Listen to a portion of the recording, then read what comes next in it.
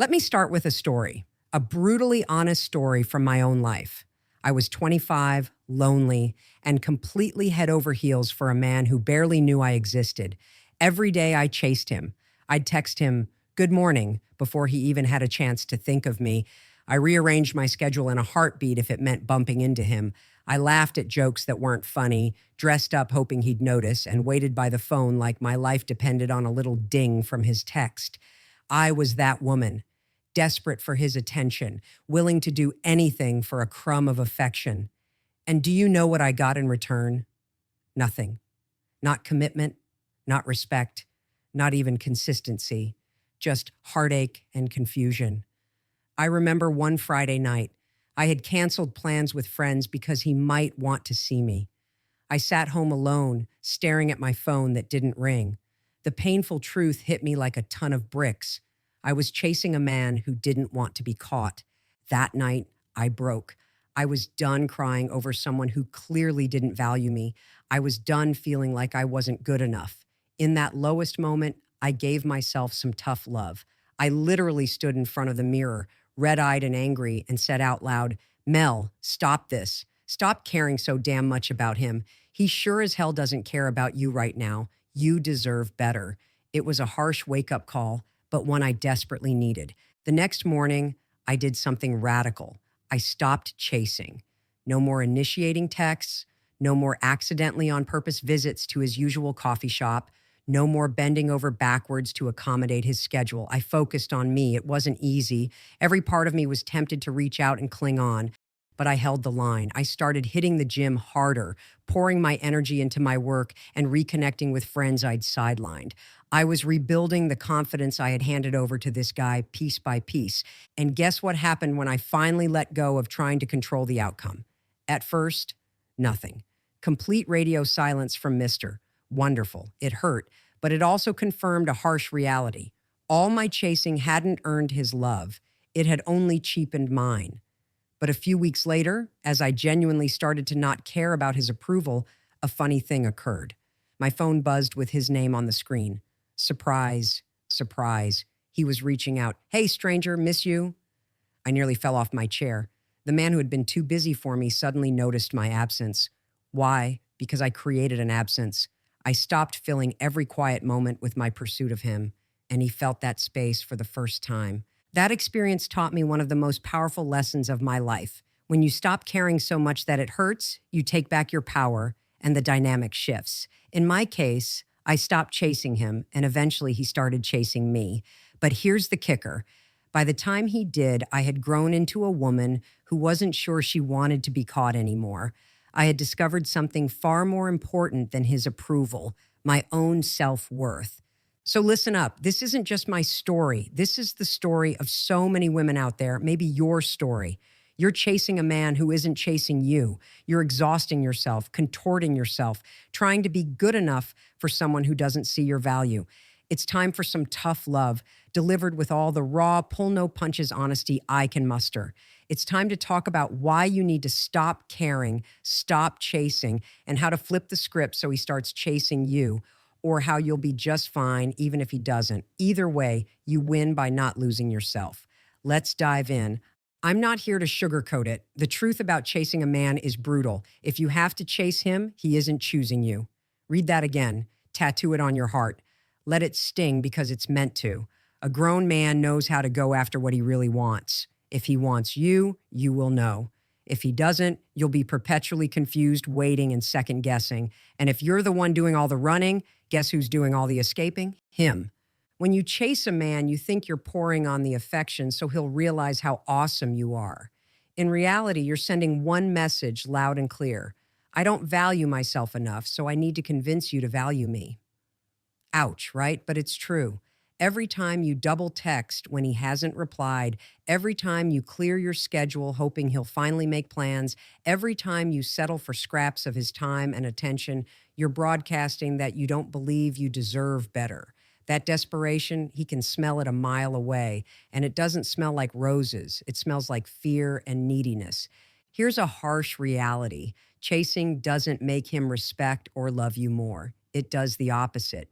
People, not just men, everyone, tend to take for granted what's readily handed to them on a silver platter. It's human nature. If you're always available, always accommodating, always saying yes to his terms, he's going to unconsciously think she'll be there no matter what. I don't have to try very hard, do I? He might not say that to himself, but his behavior sure does. Why invest effort? Why commit when you've made it so easy for him to keep you around without doing the work? Think about it. Have you ever desperately chased after a job or an opportunity only to find the employer or team didn't value you? It's similar with relationships. When you beg for a spot in someone's life, you're telling them you're not worth much, and that person will treat you exactly how you've advertised yourself. Brutal truth, you're handing him the blueprint on how to treat you. And that blueprint screams, it's okay to put me last. Let me be clear, a man worth having will not make you chase him. Let that sink in. A quality man who truly wants you will make an effort. He'll call, he'll show up, he'll pursue. Men don't need coaxing or coddling to go after something or someone they really desire. We've all heard stories of guys driving through the night to see a woman they just met or saving up to take her somewhere nice. Why? Because when a man is into you, nothing can stop him. And when he's not, nothing can make him. If you find yourself plotting and scheming how to get him to notice you or spend time with you, something's off. You shouldn't have to twist yourself into a pretzel for basic respect and attention. And ladies, I get it. This truth hurts. It's a knife to the heart to realize the guy you've been pining over just isn't stepping up. But would you rather live in a comfortable delusion or wake up to reality and change your situation? I had to wake up that painful night alone with my silent phone to realize chasing was killing my self-esteem and getting me nowhere. You might be at that point too, or maybe you're on the way there. So hear me. Stop chasing. It's not working. It's pushing him further away, and it's pushing you further down into a spiral of self-doubt. The good news, when you face this brutal truth, you can do something about it. You can flip the entire script. But first, you need to understand why you're chasing in the first place and what it's really doing to you and to him. Let's dig into that next. Chasing a man who isn't reciprocating isn't just a random behavior. It comes from a very real, vulnerable place inside you. We need to talk about why you're chasing because understanding that is key to stopping it. No sane woman wants to feel desperate or needy. So why do so many of us, my past self included, fall into the chase trap? Reason number one, fear of losing him. This is the big one, isn't it? You're terrified that if you don't remind him of your existence 24/7, he'll forget and move on. You've invested so much emotion into the idea of this guy. Maybe you've imagined the relationship, the cuddling on the couch, the outings, maybe even a future together. The thought of losing that fantasy is unbearable, so you scramble. You think, maybe if I'm always around, always pleasing, he won't slip away. Ironically, this fear of losing him is exactly what guarantees you'll never get what you want. It makes you act out of panic, not confidence. You start over-functioning, over-texting, over-giving, over-pleasing, and he under-functions in response. Your fear-driven overdrive lets him sit back and coast. After all, why should he chase you or commit when you're doing both roles in the relationship? It's a paradox. The more afraid you are of losing him, the more your actions actually push him away. You're trying to avoid a breakup or a rejection, but you're creating the perfect conditions for one.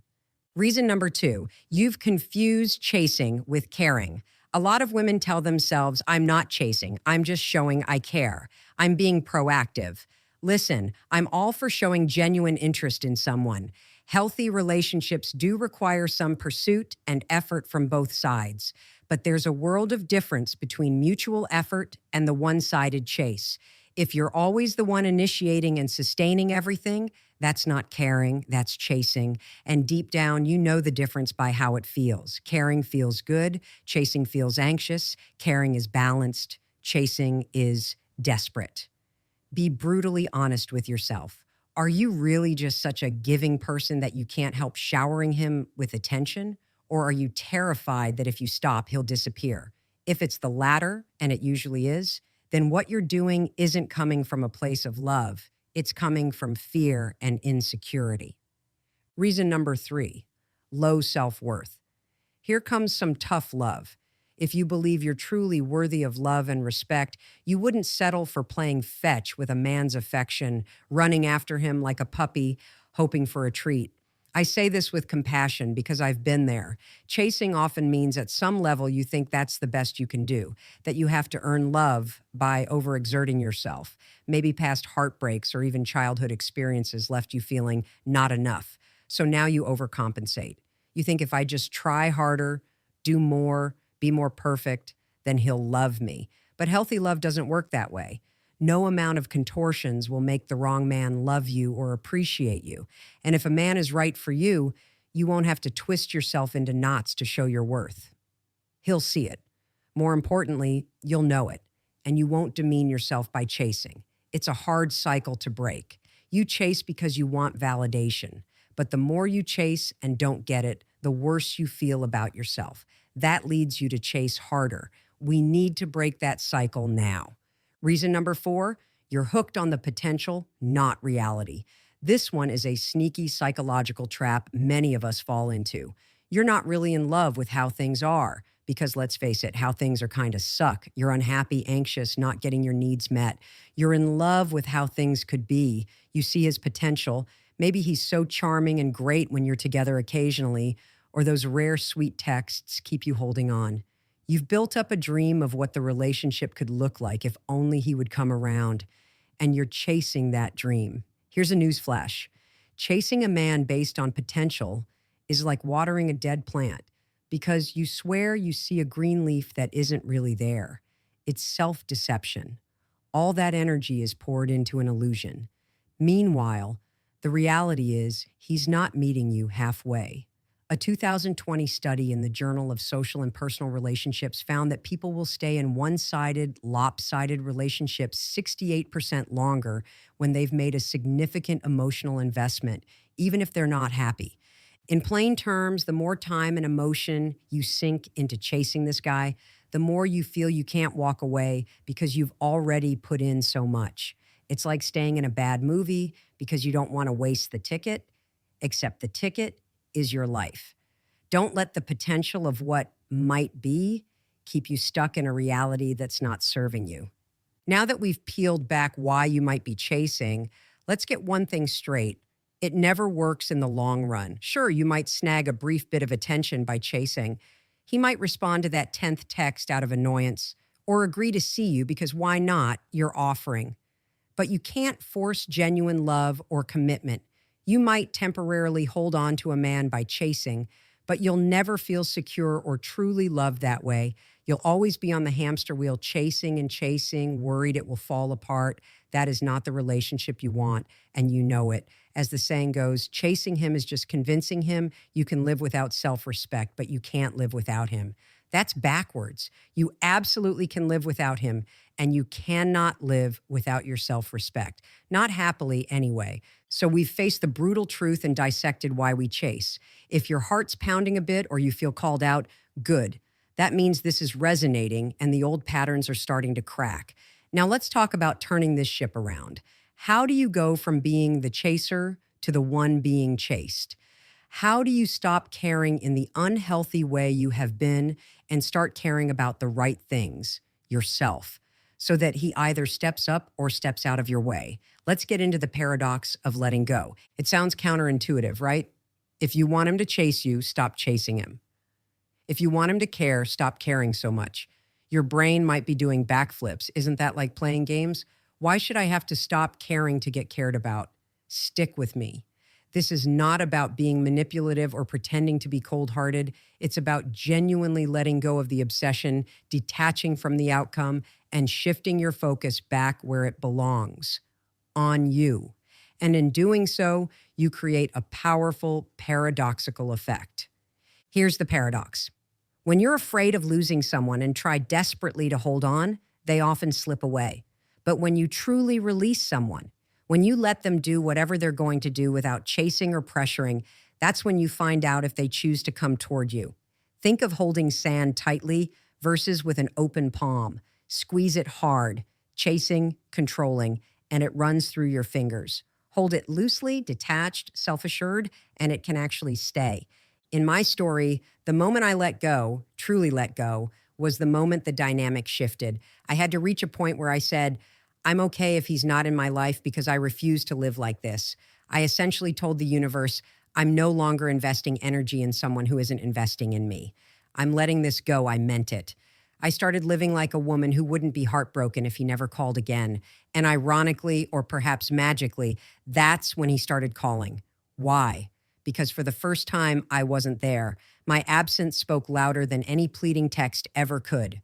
When you step back, it creates a vacuum that he will notice, if he cares at all. As one relationship coach insightfully put it, men typically notice when you cease your pursuit. This shift can spark their curiosity and prompt them to chase you. Or if they aren't interested, it confirms their disinterest. In other words, by not chasing, you force reality to reveal itself. Either he steps up or he fades out, but either way, you gain clarity. Let's be clear. Stop caring doesn't mean turn into an ice queen or be cruel. It means stop over caring to the point where you lose yourself. It means stop revolving your life around what he's doing or not doing. It means emotionally detaching from the outcome with this one guy. You can still like him, you can still hope, but you release the white knuckle grip. You let go of the need to control. In Mel Robbins' terms, you adopt the let them theory. If he's not texting you, let him not text. If he's not choosing you, let him make that choice, and then you choose what you do with that information. You cannot force someone's affection or effort without losing your dignity. So let him behave how he will, and you behave like a woman with high standards. That might mean you walk away or simply step back and give him space to come to you. This shift is powerful. The moment you stop chasing, two things can happen. He realizes what he's about to lose and starts pursuing you. Suddenly, you're not at his beck and call. You're not blowing up his phone. You're living your life. And he's like, where did she go? Is she moving on? Is there someone else? That little spark of potential loss can trigger action in a man who was taking you for granted. It taps into a basic human psychology. We don't appreciate something until it's gone. When you remove yourself from constantly catering to him, he feels the difference. If he truly cares at all or has any real interest, this is often the wake-up call for him. He may start texting, calling, actually planning dates, upping his game to convince you to give him attention again. He'll chase you because now he sees he could actually lose you. He starts to value you more because you're no longer an always available option. Or he lets you go. That sounds scary, but hear me out. If your absence doesn't faze him, if he's content to let you walk away without a fight, that tells you everything. And as painful as that is to swallow, it's a gift of truth. It saves you from wasting more time on someone who doesn't truly care. It frees you to find someone who will. In fact, when you stop chasing a man and he was just using you or not that into you, he might move on. And good riddance. You just dodged a bullet of prolonged heartache. As one relationship author bluntly put it, a guy who only used you to stroke his ego will disappear when you stop chasing. So good riddance. You deserve more than what he was offering. Yes, it stings in the moment, but long term, it's a win. Because now you're free to redirect your energy to yourself and to someone who reciprocates. Do you see the win-win here? By letting go of the chase, either you jolt the right man to attention or you clear out the wrong man from your life. Both outcomes are better than the limbo of chasing someone who keeps you dangling. The very act of letting go is empowering. It puts you back in the driver's seat of your own life. You are no longer at the mercy of his whims. You're saying, I'm going to be fine regardless of what you do. That confidence is attractive as hell. It's the essence of being a high-value woman, someone who knows her worth and isn't afraid to walk away if her needs aren't met. And let me tell you, truly embracing this mindset feels like a breath of fresh air. It's scary for a minute, like jumping off a hamster wheel you've been running on for ages, but then it's exhilarating. Suddenly, you have energy and time you used to spend worrying about him. You channel that into better things. We'll talk about those in a second. And one day, maybe very soon, you'll wake up and realize you genuinely don't obsess about him anymore. You might still like him, but it's a healthy kind of like, that doesn't control you. You've stopped caring about the outcome so much. And funny enough, that's often when the outcome finally turns in your favor. So to summarize this paradox, Letting go is not about making him chase you, it's about you taking your life back. The side effect may be that he chases you because you've created space for him to step up. But even if he doesn't, you'll be better off because you're no longer chained to an unfulfilling situation. It's liberation. It's you standing tall rather than crawling or begging. It's you saying, I'm worthy of being pursued, cherished, and loved without begging for it, and I won't accept anything less. Now that we understand the power of not caring in the obsessive sense, let's talk about what to do with all that freed up time and energy. The answer, which you've heard and maybe dreaded, is straightforward. Focus on yourself.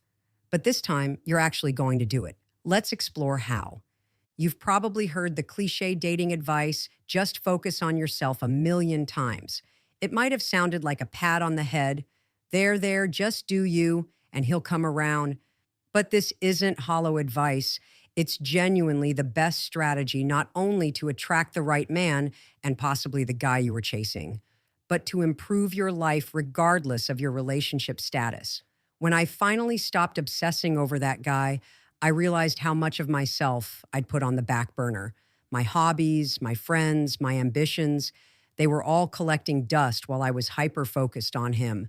Reversing that was life-changing. So how do you actually focus on yourself in a way that's more than just a slogan? Let's break it down. Think of all the time you spent overanalyzing his texts, waiting for calls, scrolling his social media, daydreaming about him. Now imagine pouring that time into something that builds you up. Make a list, yes, an actual list, of things you've neglected or goals you shelved because you were distracted by chasing him. Maybe it's hitting the gym regularly, taking that online course, spending weekends with your girlfriends, starting a side hustle, or even just reading books you love.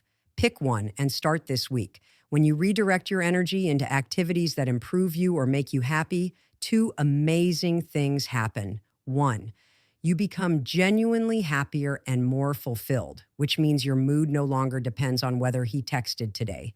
And two, you become way more attractive. Why? Because you're radiating confidence and contentment, and that is magnetic. You're not sitting by the phone. You're out there living. Men worth having love a woman who has a full life. It signals confidence, independence, and high value. Often when we're chasing someone, we morph into what we think they want and lose sight of who we are. It's time to reconnect with you. Think back. Before this guy ever came along, what made you you? What were you passionate about? What kind of music, food, art, activities lit you up? Did you used to go dancing but stopped because he's a homebody? Did you love painting but you dropped it because you spent every weekend hoping to see him? Bring those pieces of you back. When I stopped chasing, I rediscovered my love of running and even signed up for a half marathon. Not because I wanted to impress anyone, but because I loved how it made me feel. I'd wake up on a Saturday excited to meet the pavement rather than anxious about whether he'd text me. I started to feel like myself again, a self I really liked. And here's the beautiful part. When you like yourself, others are far more likely to like you too. Self-respect and authenticity are sexy as hell. Chasing a man shrinks your world down to the size of that man. Let's expand it again. Say yes to new experiences and people. Go to that party or networking event you skipped before. Try the weekend getaway with your friends. Flirt a little, if you feel ready, with that cute barista or the guy in your yoga class. Not to make Mr. Unresponsive jealous, but to remind yourself there are other fish in the sea and you've still got game. The point is to no longer put your life on pause for someone. You press play on your life full volume. This does a couple things. It reinforces to you that your happiness is not tied to that one guy, and it signals to him, if he's paying any attention, that you're not a woman waiting around. You're a woman in demand, with or without him. Other men will notice you when you're thriving and shining, which ironically might spur the original guy to notice you more too. But even if it doesn't, you'll be too busy living to care as much. Yes, the classic focus on you advice often includes a glow up, and I'm going to include it, but with a twist. This is not revenge body or purely to make him drool, though that can be a fun side effect. This is about taking care of your physical and mental health because it makes you feel good and confident. Hit the gym or that dance class because it boosts your endorphins and confidence. Refresh your wardrobe or style if you've been in a funk. Wear clothes that make you feel like a queen. Spend a little extra time on your hair or makeup if it gives you a pep in your step. Or adopt that natural look you've been curious about if it makes you feel free. The point is self-care. When you prioritize looking and feeling your best for yourself, you send yourself a message. I am worth this effort. And guess what? Men pick up on that. There's a different vibe around a woman who walks into a room having taken care of herself, who carries herself like she matters. It's alluring. It's the vibe of a woman who doesn't chase because she doesn't need to.